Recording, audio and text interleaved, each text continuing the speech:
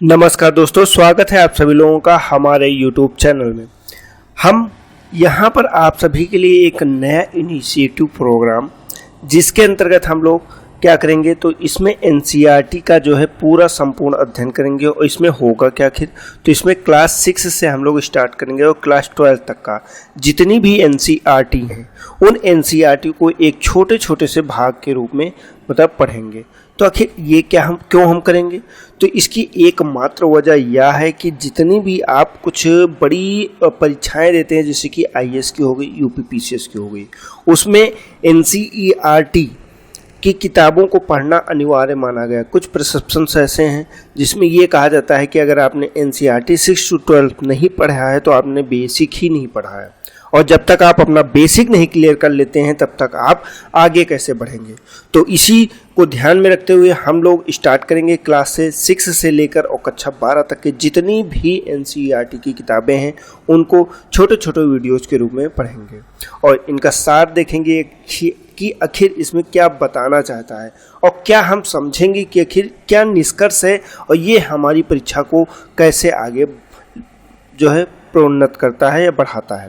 तो दोस्तों चलिए, आज जो हम लोग प्रारंभ करने वाले हैं, ये जो हमारा राजनीति विज्ञान है, मतलब सामान्य अध्ययन के अंतर्गत जो हमारा राजनीति विज्ञान है, इसका क्लास 6 की NCERT को जिसका पहला अध्याय है विविधता की समझ, और विविधता की समझ में ये पार्ट 1 है।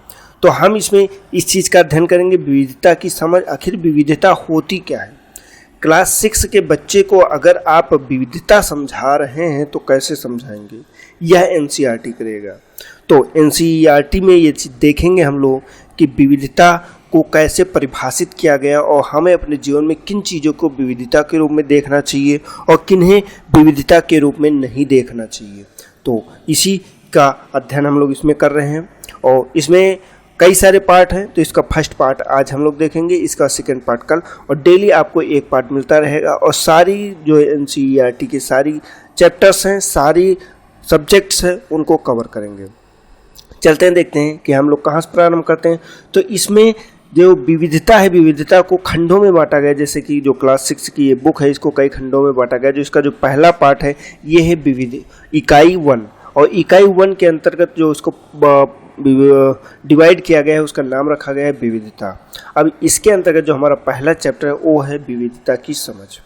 देखिए उसके पहले लेकिन NCERT ने एक चीज़ यहाँ पे और कर दिया है, तो उस चीज़ को भी देख ले रहे हैं। उसने क्या किया है, जैसे किया है कि पाठ के शुरुआती पंक्तियों पर ध्यान दीजिए।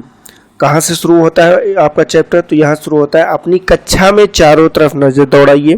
क्या कोई ऐसी साथी, यहाँ पे साथी शब्द का प्रयोग किया है, जो बिल्कुल आपकी तरफ दिखती हो।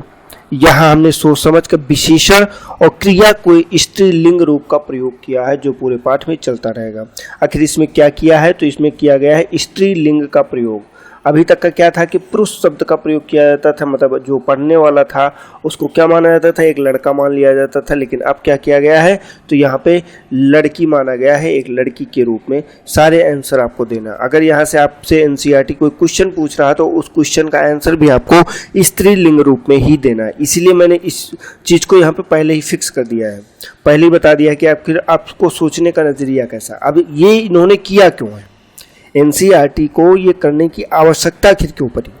शिक्षा में लड़कियों को समान स्थान और अवसर मिले, इसके लिए कई स्तर पर प्रयास किए जा रहे हैं। एक तरीका यह भी है कि हम लिखते समय लड़कियों को सीधे संबोधित करें। यदि हम अभी तक की पाठ्य पुस्तकों को देखें तो उनमें पढ़ने वाले को हमेशा एक लड़का मानकर पुल्लिंग रूपों का ही प्रयोग किया जाता है। यह मान लिया जाता है कि स्त्रीलिंग रूप उसी में शामिल है। यह हमने भाषा की इस पाठ्य को बदला है। इस पाठ के अलावा हमने कुछ अन्य पाठों में भी स्त्रीलिंग का प्रयोग किया है। हो सकता है शुरू में आपको यह कुछ अटपटा लगे, मगर यह कोशिश लड़कों को दरकिनार करने की नहीं, हमारी कोशिश है उन तमाम लड़कियों को पाठ्य पुस्तकों में जगह मिले जिनके साथ अलग अलग तरीके से गैर बराबरी का व्यवहार किया जा रहा है। तो इसका उद्देश्य क्या है, मतलब ऐसा किया क्यों, तो इसलिए किया गया है कि जो लड़कियों को अभी तक का पाठ्य पुस्तकों में या पढ़ने के लिए प्रोन्नत नहीं किया जाता है उनको भी आगे बढ़ाया जाए, इसीलिए इसमें किया गया। मतलब लड़कों को अलग कर दिया जाए, लड़कों को समाज से बाहर कर दिया जाए, इसलिए नहीं किया गया है। तो सिंपल सा इसका एक अर्थ ये आप मान सकते हैं कि कई सारे तरीके हैं। उसमें एक तरीका ये भी है कि अगर हम पाठ्यपुस्तकों में लड़कियों को जो है संबोधित करेंगे, लड़कियों को समझकर पढ़ाई करेंगे, तो कहीं ना कहीं जो व्यक्ति पढ़ेगा, जो आगे बढ़ेगा, उनके लिए कहीं ना कहीं उनके प्रति एक सकारात्मक सोच का डेवलपमेंट होगा। तो ये हम लोगों ने इस जो एनसीईआरटी का उद्देश्य था उन चीज़ों को देख लिया है। और अब यहाँ पे एक चीज़ क्लियर हो गई, जितने भी क्वेश्चन पूछे जाएंगे उनका आपको उत्तर जो देना है वो भी लड़की के रूप में ही देना है। आपको ये समझना है कि वो लड़की है। ठीक है, चलिए हम प्रारंभ करते हैं अपने चैप्टर को, जो हमारा पहला अध्याय है। अध्याय का नाम है विविधता की समझ। अब विविधता की समझ का चैप्टर की जो शुरुआत होती है वो शुरुआत में आपको सबसे पहले 3 फिगर दिए गए हैं, फिगर 1, फिगर 2 व फिगर 3। ये फिगर दिए गए हैं और इसमें जो आप एक प्रस्तावना के रूप में देखते हैं, जैसे कि आप कोई निबंध देखते हैं तो निबंध के में हम लोग सबसे पहले क्या लिखते हैं, तो प्रस्तावना लिखते हैं। प्रस्तावना में आखिर होता क्या है, तो प्रस्तावना के अंतर्गत संपूर्ण जो आपका लेख होता है उस लेख का एक निष्कर्ष, एक सामरिक चीज होती है कि मतलब पूरे चैप्टर को आपने एक पैराग्राफ में समाहित कर दिया। तो वही है, यहाँ पे देख लेते हैं कि आखिर इसमें क्या दिया गया है। पहला दिया गया है, अपनी कक्षा में चारों तरफ नजर दौड़ाइए, क्या कोई ऐसी साथी है जो बिल्कुल आपकी तरह दिखती हो। यहाँ पे क्वेश्चन मार्क किया गया है। जैसे कुछ लोग कहते हैं कि हम लोग प्रस्तावना में क्वेश्चन मार्क नहीं लगाते, लेकिन क्वेश्चन मार्क का प्रयोग कर सकते हैं कि अगर हम उसी में मतलब आप उसका आंसर भी समाहित कर सकें या आपको कोई चीज़ नई अलग चीज़ बतानी हो, तो ये एनसीईआरटी से आप सीख सकते हैं कि आखिर लिखना कैसे होता है, हमें आंसर को राइटिंग कैसे करनी है। जैसे लोग भागते हैं कि हमें राइटिंग प्रैक्टिस कैसे करें, राइटिंग प्रैक्टिस करने से करें। अगर आप एनसीईआरटी को थोड़ा डीप जाके पढ़ते हैं तो आपको राइटिंग जो स्किल है वो अपने आप ही निखर आती है। इसीलिए एनसीईआरटी की आवश्यकता होती है। इस पाठ में आप पढ़ेंगे कि लोग एक दूसरे से कई मामलों में भिन्न होते हैं। वे न केवल अलग दिखते हैं बल्कि वे अलग अलग क्षेत्रों से भी आते हैं। उनके धर्म, रहन सहन, खान पान, भाषा, त्यौहार आदि भी भिन्न होते हैं। ये भिन्नताएं हमारे जीवन को कई तरह से रोचक एवं समृद्ध बनाती हैं। तो देखिए यहाँ पे दिया है बिल्कुल आपकी तरह दिखती हूँ। इस पाठ में मतलब इसमें ही उसने बता दिया कि अलग अलग क्षेत्रों से आते हैं, उनके धर्म, रहन सहन, खान पान, भाषा, त्यौहार आदि भी भिन्न होते हैं। ये भिन्नताएं क्या हैं, तो रोचक एवं समृद्ध बनाती हैं। ये इसने पहले पैराग्राफ में बताया। आगे बढ़ते हैं। इन भिन्नताओं के कारण ही भारत में विविधता है। विविधता या अनेकता हमारे जीवन को किस तरह से बेहतर बनाती है। भारत इतनी विविधताओं वाला देश कैसे बना, आखिर भारत ऐसे कैसे बन गया। क्या सभी तरह की भिन्नताएं विविधता का ही भाग होती। चलिए कुछ उत्तर पाने के लिए हम इस पाठ को पढ़ते हैं। अब ये जो कुछ उत्तर ऐसे हैं, जैसे इसमें प्रश्न पूछा गया कि कैसे बना, क्या सभी तरह की भिन्नताएं विविधता का ही भाग है, तो इस तरह के उत्तर हमें इस चैप्टर में मिलेंगे। अब चैप्टर का प्रारंभ होगा, जो कि स्टार्ट हो रहा है किस शब्द से। आपकी उम्र के 3 बच्चों ने ऊपर दिए गए चित्र बनाए हैं। जैसे कि यहाँ पे हम लोगों ने फिगर 1, फिगर 2, फिगर 3 की बात की थी, तो ऊपर मतलब 3 जो क्लास 6 के बच्चे हैं उसी उम्र के इन तीनों बच्चों ने इसको बनाया है या राइट डाउन किया है। खाली बक्से में आप अपना चित्र बनाइए। खाली बक्से में यहाँ पे खाली बक्सा दिया गया, यहाँ पे चित्र बनाना। मैंने यहाँ पे अपना एक चित्र बना दिया, ये हमारा चित्र है। मैंने सिर्फ एक सिंबॉलिक चित्र बनाया है, ठीक है। क्या आपका चित्र अन्य तीनों चित्रों जैसा ही है? क्या बिल्कुल सेम है तीनों चित्रों जैसा? तो बिल्कुल भैया सेम नहीं है। अगर सेम की बात करते हैं तो सेम नहीं है। हो सकता है कि आपका चित्र इन तीनों चित्रों से बहुत भिन्न हो, जैसे कि ये तीनों चित्र भी आपस में एक दूसरे से नहीं मिलते हैं। ऐसा इसलिए है कि हम सबका चित्रकारी करने का अपना अपना एक तरीका होता है। जिस तरह हमारी चित्रकारी में भिन्नता है, उसी तरह हमारे रूप, रंग, खान पान आदि में भी भिन्नता होती है। जैसे कि चित्रों में हम लोगों ने देखा कि भिन्नता पाई जा रही है क्योंकि सोचने का तरीका अलग होता है। हो सकता है मुझे लाल कलर पसंद हो, लेकिन सामने वाले व्यक्ति को हो सकता है ब्लू कलर पसंद हो, या कोई व्यक्ति ऐसा हो जिसको ब्लैक भी पसंद हो। जैसे कि इसमें ब्लैक एंड व्हाइट के रूप में इसको पूरा बनाया गया है। इसमें देखिए कई सारे मल्टी कलर प्रयोग किए गए हैं, तो और इसमें देखिए इस तरह का प्रयोग किया गया। तो इसी तरह से सबके अलग अलग फेवरेट्स कलर हो सकते हैं, तो ये भी इम्पोर्टेंट हो जाता है। हम लोग बढ़ते हैं, देखते हैं अपने अगले जो क्रम में अगले पेज पे क्या दिया गया है, तो अगले पेज में एक ब्लू बॉक्स दिया गया है जिसमें कि आपसे कुछ प्रश्न पूछे जा रहे हैं। अपने बारे में निम्नलिखित जानकारी दीजिए। अब जानकारी देना है। पहला है, देखिए यहाँ पे 4 प्रश्न दिए गए हैं। हम इन चारों को जो उत्तर हैं वो हम यहाँ पे लिख देंगे। देखिए पहला प्रश्न है, बाहर जाते समय मैं पहनना पसंद करती हूँ। उत्तर आपको देना है किस रूप में, तो उत्तर आपको देना है एक लड़की के रूप में। पहनने के समय हम क्या, तो यहाँ पे आप लिख दीजिए जीन्स। जीन्स पहनना पसंद करते हैं। मैं घर में बात करती हूँ किसमें, तो हिंदी में बात करती हूँ या फिर अंग्रेजी, जो भी आपको लगे। मैं यहाँ पे हिंदी लिख दे रहा हूँ, हिंदी में बात करते हैं। मेरा पसंदीदा खेल क्या है, तो पसंदीदा खेल आप बैडमिंटन लिख सकते हैं, बैडमिंटन हो गया। मुझे के बारे में किताबें पढ़ना पसंद है, तो यहाँ पे आप के बारे में, तो साइंस के बारे में, साइंस के बारे में किताबें पढ़ना पसंद है। ये चारों के उत्तर हो गए। तो देखिए यहाँ पे उत्तर भी आपको एक लड़की बन के ही देना है, ठीक है। अब यहाँ पे क्या है, आगे की बात हम देखते हैं। अपनी अध्यापिका की सहायता से यह पता कीजिए कि आप में से कितने साथियों के जवाब एक जैसे हैं। मतलब जो आपकी क्लास में है, मान लीजिए आपकी जो क्लासरूम है, इस क्लासरूम में टोटल कितने बच्चे हैं, टोटल 60 बच्चे हैं। ये 60 बच्चों में से कितने बच्चे ऐसे हैं कि जिनके जो है आंसर क्या हैं, सेम है। कितने बच्चे आखिर ऐसे हैं आपको लगता है। तो यहाँ पे आगे क्या कहा जाए, क्या कक्षा में कोई साथी ऐसी है जिसकी सूची जो है, पूरी सूची, ये चारों आंसर जो है हूबहू आपके से मिलती हो। क्या ऐसा है कि चारों आंसर जो आपने दिया है ये एक जैसे हो, तो शायद नहीं हो। हालांकि ऐसा होगा कि कई साथियों के कुछ जवाब आपके जवाबों से मिलते जुलते होंगे। कितने साथियों को आपके जैसी किताबें पढ़ना पसंद, या फिर आपकी कक्षा में विद्यार्थी कुल मिलाकर कितनी भाषाएं बोलते हैं। जैसे कि यहाँ पे हिंदी मैंने बोला, तो कोई इंग्लिश भी कह सकता है कि इंग्लिश, तो कितनी भाषाएं आखिर पसंद है। इनमें से अब तक आपको यह अंदाजा हो गया होगा कि कई मामलों में आप अपने साथियों की तरह हैं और कई मामलों में आप उनसे बिल्कुल अलग हैं। तो यहाँ पे जो आपको ये समझाया जा रहा है कि कैसे आप इस चीज़ को अंतर करेंगे कि कुछ लोग तो आपकी तरह होते हैं, कुछ लोग आपकी तरह सोचते हैं, कुछ आपकी तरह के आंसर दे सकते हैं, लेकिन वो आप ही की तरह है, ये संभव नहीं है। तो देखते हैं आगे क्या है, दोस्ती करना। आखिर दोस्ती करने में क्या क्या चीज़ें शामिल होती हैं। क्या ऐसे इंसान से दोस्ती करना आपके लिए आसान होगा जो आपसे बहुत भिन्न हो। यहाँ पे आपसे क्वेश्चन पूछा जा रहा है। नीचे दी गई कहानी पढ़ें और इस बारे में सोचें।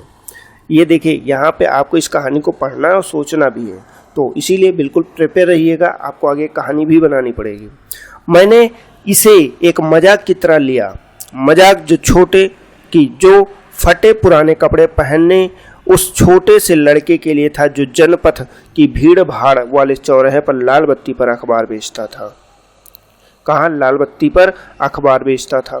मैं जब भी वहां से साइकिल से गुजरता, वह अंग्रेजी का अखबार हाथ में लहराते हुए मेरे पीछे भागता और उस दिन की सुर्खियों को हिंदी अंग्रेजी में मिले जुले शब्दों में चिल्लाकर सुनाता रहता।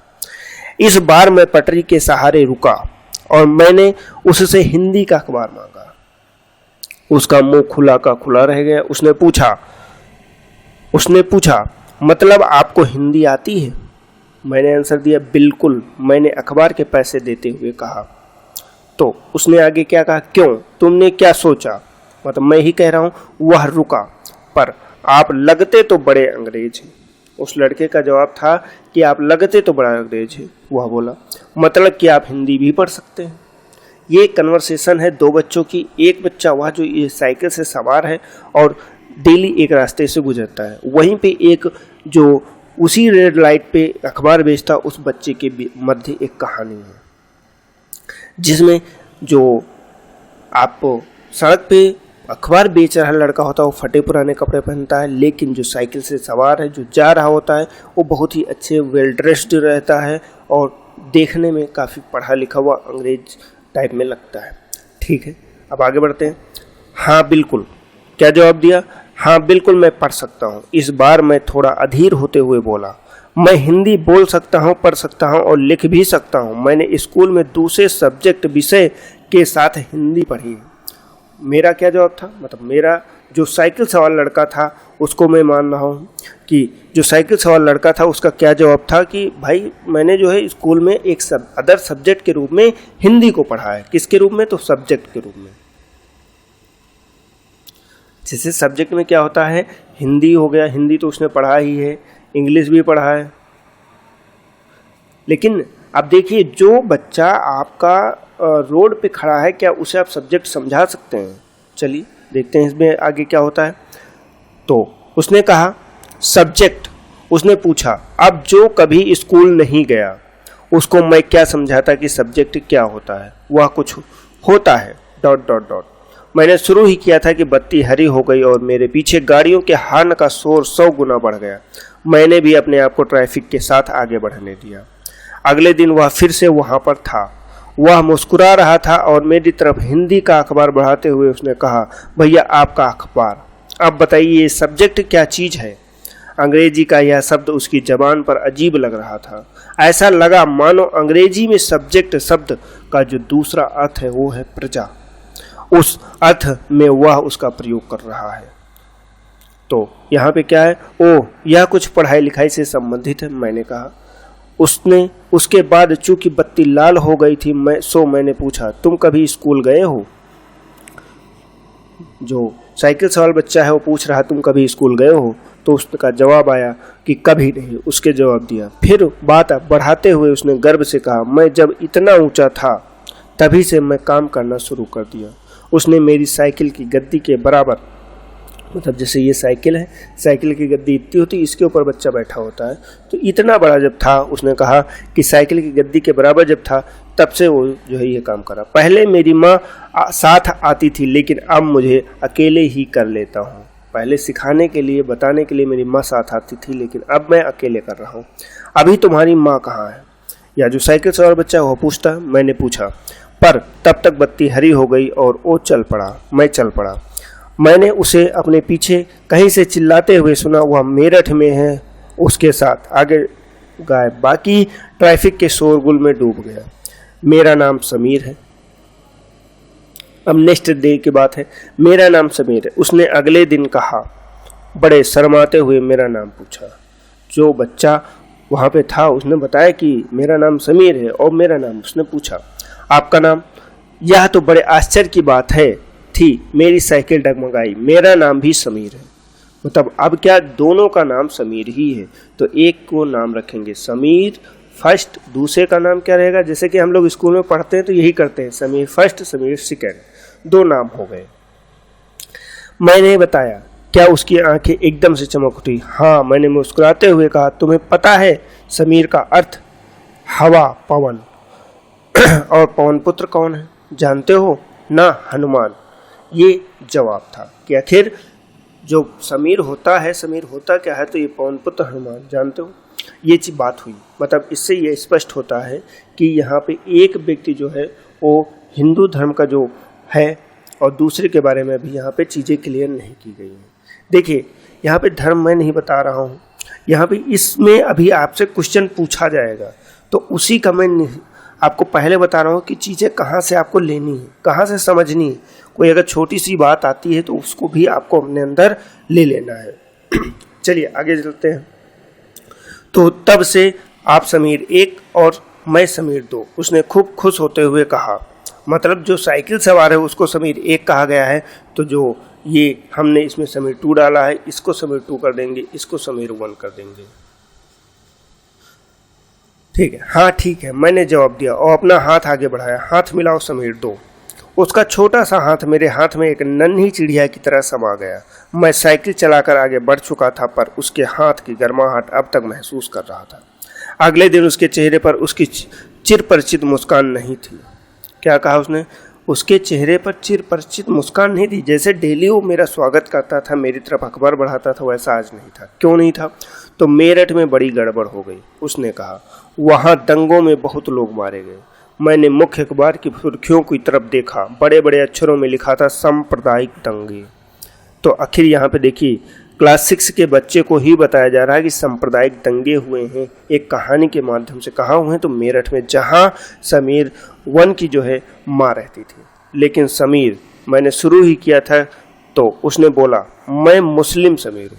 देखिए वह बोल पड़ा और मेरे सभी लोग मेरठ में। जो समीर 1 है उसने बोल दिया कि समीर 2 कि उसने बोल दिया कि मैं मुस्लिम हूँ। मतलब जैसे मैंने यहाँ पे एक हिंदू यहाँ से लिया था तो यहाँ पे उसने खुद बता दिया कि भाई मैं मुस्लिम हूँ। मतलब दोनों के भाई बीच में विविधता को दिखाया जा रहा है। ठीक है।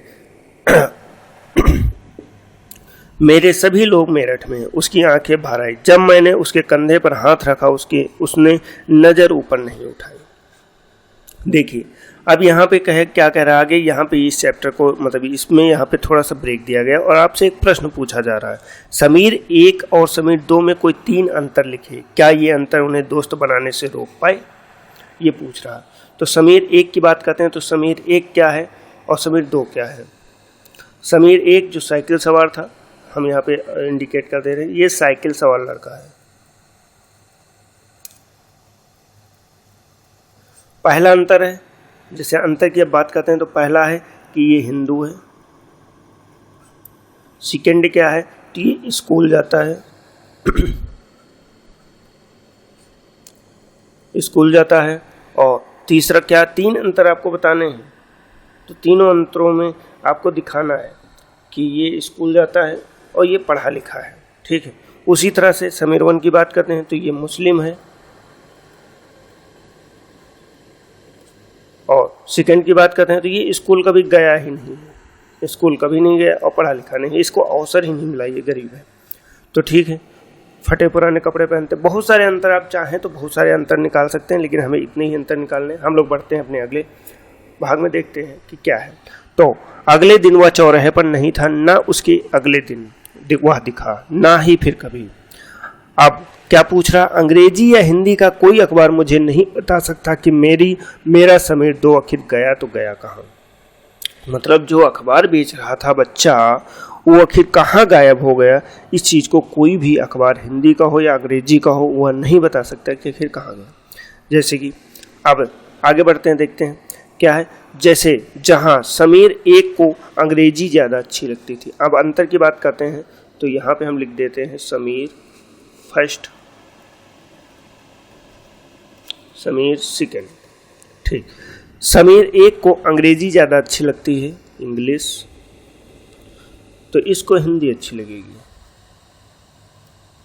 वही समीर 2 हिंदी बोलता है। हालांकि दोनों की भाषाएं अलग हैं, फिर भी दोनों एक दूसरे से बात कर पाए। उन्होंने इसके लिए प्रयास किया क्योंकि उनके लिए बात करना महत्वपूर्ण था। समीर 1 और समीर 2 की धार्मिक व सांस्कृतिक पृष्ठभूमियाँ अलग हैं। जैसे कि समीर 1 हिंदू है, समीर 1 क्या है तो ये हिंदू है, समीर 2 क्या है तो ये मुस्लिम है। धार्मिक और सांस्कृतिक पृष्ठभूमियाँ अलग हो गई हैं। वहीं समीर 2 मुसलमान है। दोनों की दोस्ती हुई क्योंकि दोस्ती करना चाहते थे। खान पान, पहनावा, धर्म, भाषा आदि की भी भिन्नताएं विविधता के पहलू। अपनी विविध धार्मिक एवं सांस्कृतिक पृष्ठभूमियों के अलावा समीर 1 और समीर 2 कई अन्य मामलों में भी एक दूसरे से अलग थे।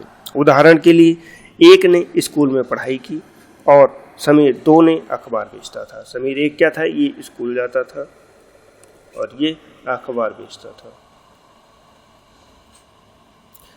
बेचता था। समीर 2 को स्कूल जाने का मौका मिला ही नहीं और अपने संभवतः अपने इलाके में कई ऐसे लोगों को देखा होगा जो गरीब हैं और जिनकी भोजन, घर और कपड़े की ज़रूरतें भी पूरी नहीं हो पाती। यह फर्क उस फर्क से अलग है जिसके बारे में हमने पहले पढ़ा। यह विविधता का रूप नहीं है। क्या कह रहा है यहाँ पे, देखिए ये जो व्यक्ति गरीब है या अमीर है वह कह रहा है कि विविधता का रूप नहीं है बल्कि यह गैर बराबरी का रूप है। ये यहाँ पे महत्वपूर्ण चीज़ है।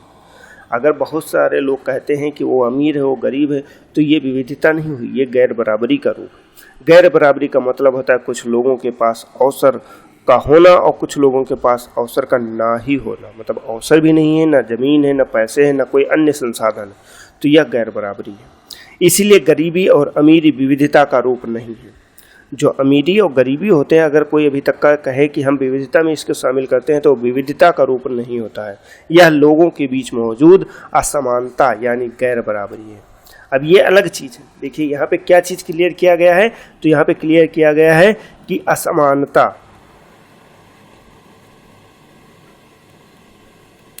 असमानता या फिर गैर बराबरी,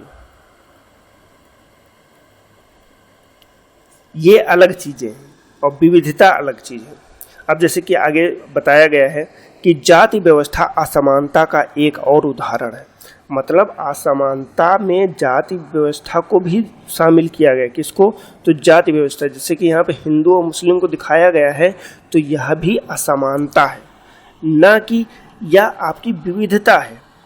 ठीक है, तो इस व्यवस्था में समाज को अलग अलग समूहों में बांटा गया। इस बंटवारे का आधार था कि लोग किस किस तरह का काम करते हैं। मतलब यहाँ पे क्लास 6 को बच्चों को पहले ही बता दिया जा रहा है कि जो ये व्यवस्था की गई थी, जाति व्यवस्था, ये क्यों की गई थी? तो ये काम के आधार पे किया गया था कि आखिर जो व्यक्ति जिस काम को करता था उसमें इस वर्गों को बांट दिया गया था। लेकिन धीरे धीरे क्या हुआ, लोग जिस जाति में पैदा होते गए उसे बदल नहीं सकते, मतलब उसी में करने लगे। उदाहरण के लिए अब जैसे यहाँ पे आगे उदाहरण के लिए के आगे है, लेकिन उसके पहले देख सकते हैं उन त्योहारों की सूची बनाइए जो हो सकता है कि समीर 1 और समीर 2 मनाते हों। जैसे कि समीर 1 कौन कौन सा त्यौहार मनाता है? अब समीर 1 त्यौहार कौन से मनाएगा? यहाँ पे जो इस फैक्टर को यहाँ पे डिनोट किया गया है या दिखाया गया है, वो इसीलिए दिखाया गया है कि आखिर समीर 1 त्यौहार कौन सा मनाएगा। तो ये त्यौहार मना सकते हैं जैसे कि होली हो गया, दिवाली हो गया, ये इस तरह के त्यौहार मनाएगा। और समीर 2 कौन सा त्यौहार मनाएगा? तो इसको जैसे कि रमजान हो गया, ईद हो गया, बकरीद हो गया, इस तरह के त्यौहार कौन मनाएगा? तो समीर 2 मनाएगा। तो इस तरह की आपको सूची बनानी है। क्या आप ऐसी परिस्थिति के बारे में सोच सकते हैं जब आपने उससे दोस्ती की हो जो आप बहुत से अलग हो, मतलब आपसे बहुत अलग हो? इसका वर्णन एक कहानी के रूप में कीजिए। जैसे कि अब देखिए, ये यहाँ पे आपका होमवर्क हो गया, ये आपका होमवर्क है। आपको एक ऐसी कहानी यहाँ पे लिखना है, उस कहानी को लिख के भेजना है। कहाँ पे? तो हमारे टेलीग्राम चैनल पे भेजना है, जो कि है क्या? जीएस स्टडी 38, या फिर मोबाइल नंबर जो है 87 50 48 28 18 टेलीग्राम चैनल है, टेलीग्राम नंबर है, इसी पे आपको भेजना है। अब जैसे कि ठीक ये होमवर्क, ये कहानी आपको बनानी है कि आपकी दोस्ती कैसे हुई, क्या हुई, तो उसको आपको भेजना। अब चलते हैं, देखते हैं आगे। समीर 2 स्कूल क्यों नहीं जाता था? यहाँ पे आपसे प्रश्न पूछ रहा है, समीर 2 स्कूल क्यों नहीं जाता था? इसको भी नोट डाउन करना है आपको। आखिर आपकी उम्र में वह स्कूल, आपकी राय में अगर वह स्कूल जाना चाहता तो क्या जा पाता? क्या यह सही है कि कुछ बच्चे स्कूल जा पाते हैं और कुछ जा ही नहीं पाते? इस पर चर्चा करें। अब यहाँ पे बात कर रहा है कि आखिर आपसे कहना चाहता है कि आखिर वो स्कूल क्यों नहीं जा पाया। समीर जो 2 है, जो यहाँ पे अखबार बेच रहा था, ये आखिर स्कूल क्यों नहीं जा पाया? स्कूल ना जा पाने के पीछे कारण क्या है? तो ये आर्थिक असमानता कारण है।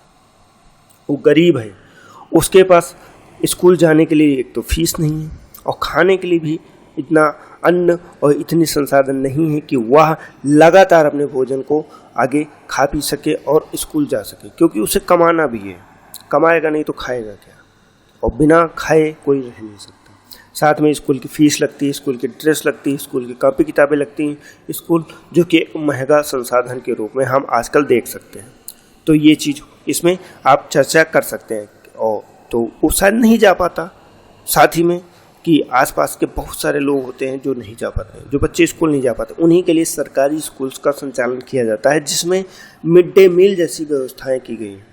यहाँ पे अगर आपको आंसर लिखना होगा तो उसको भी करना पड़ेगा कि आखिर सुधारने के लिए क्या क्या उपाय किए जा सकते हैं। तो जैसे भारत सरकार है या राज्य सरकार है, उसके द्वारा बहुत सारे उपायों को अपनाया गया है कि बच्चा स्कूल आए तो स्कूल में खाने की चीज़ को घर पे छोड़ के आए और वो आके यहाँ पे उसको खाना भी दिया जाएगा। तो ये यहाँ पे था। अब इसी में देखिए हम देखते हैं आगे, उसमें दिया गया उदाहरण के लिए, अगर आप कुम्हार के घर में पैदा हो गई, जैसे कि वहाँ पे क्या था, अभी जैसे जो हम लोगों ने जाति व्यवस्था को क्या पढ़ा था कि जाति व्यवस्था जो थी वो काम के आधार पे थी पहले के समय में, लेकिन धीरे धीरे क्या हुआ कि आप जिस जाति में जन्म लेते हैं उसी जाति में हो गए। तो वहीं पे आगे दिखाया जा रहा है, अगर आप कुम्हार के घर में पैदा हो गई तो आपकी जाति कुम्हार ही होती है। अगर बस वही बन सकती हैं। कोई व्यक्ति जाति से जुड़ा अपना पेशा नहीं बदल सकता था, इसीलिए उस ज्ञान के अलावा किसी अन्य ज्ञान को हासिल करना जरूरी नहीं समझा जाता था। इससे गैर बराबरी पैदा हुई। क्या कह रहा है? इसी वजह से गैर बराबरी पैदा हुई। आप इस पाठ में, इसमें आगे अगले पाठों में पढ़ेंगे कि आखिर ये गैर बराबरी होता क्या है। अभी तो इतनी ही चीज़ें हैं, इतनी ही चीज़ें आपको यहाँ पे समझनी है। क्या समझना है कि जाति व्यवस्था पहले क्या काम के आधार पे था, बाद में क्या हो गया, जन्म के आधार पे हो गया। और जन्म के आधार पे जब आपका जन्म हो जाता तो आप उसे बदल नहीं सकते। और इससे किस चीज़ की उत्पत्ति हुई? तो इसकी उत्पत्ति हुई गैर बराबरी की, क्योंकि आपसे ये निर्धारित कर दिया गया कि आप इसके अलावा कोई अन्य काम भी नहीं कर सकते। तो ये यहाँ पे हो गया। हम लोगों ने यहाँ तक चीज़ें देख लिया। अब अगली जो हेडिंग है, विविधता हमारे जीवन को कैसे समृद्ध करती है, यहाँ से हम नेक्स्ट वीडियो में देखेंगे, क्योंकि काफ़ी लंबा वीडियो बना पाना थोड़ा मुश्किल काम है। तो इसके अलावा दोस्तों, अगर आपने हमारे चैनल को सब्सक्राइब नहीं किया है तो सब्सक्राइब कर लीजिए। साथ ही में अपने दोस्तों को, अगर आपको लगता है कि कुछ अच्छी बातें मैंने आपको बताई हैं या आप सीख सकते हैं हमसे, तो बिल्कुल हमारे चैनल को सब्सक्राइब कीजिए और साथ में और अधिक से अधिक शेयर कीजिए। मिलेंगे हम अपने नेक्स्ट वीडियो में। तब तक के लिए जय हिंद, जय भारत। आपका दिन शुभ हो। मिलते हैं कल, तब तक के लिए नमस्कार।